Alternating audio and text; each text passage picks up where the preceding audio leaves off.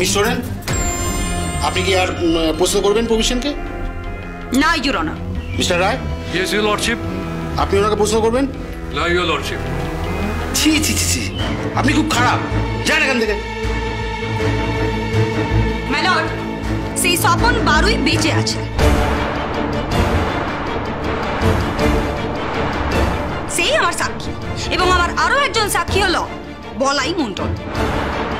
এরা দুজনেই দেখেছিল প্রবীর সেন কিভাবে সেদিন রাতে টাকা এক্সটর্ট করেন। মিস সোরেন, দেরি করবেন না, দ্রুত সাক্ষীদের প্রডিউস করুন। ইউর লর্ডশিপ, এটা তো প্রভিশনের ট্রায়াল কেস নয়। এটা তো প্রমাণ করা দরকার যে শ্রীতমা অ্যাক্সিডেন্টটা ঘটিয়েছে কি ঘটায়নি। মহামান্য আদালত এইটা নিয়ে কেন পড়ে আছেন আমি বুঝতে পারছি না। শ্রীতমাকে তো সেদিন ওই স্পটে কেউ দেখেনি। দেখেছে মিলর্ড, সেটা তারাই বলবে। তারা বলবে? তারা কখন বলবে? হ্যাঁ তাই তো, কখন বলবে? মিলর্ড, সাক্ষীদের সেফটির জন্যই আমি আজ ওদের আদালতে ছদ্মবেশে পেশ করছি। আমি ওদের এক্ষুনি ডাকছি।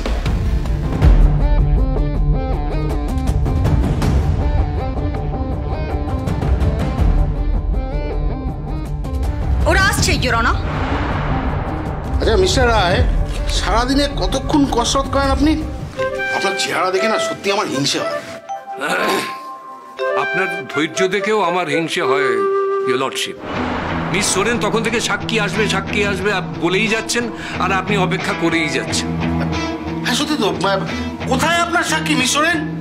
কত দূর? আর কয়েক সেকেন্ড মিলর্ড। আচ্ছা, আপনি কি ইয়ার্কি মারছেন আমার সাথে? জয় শ্রীরাম।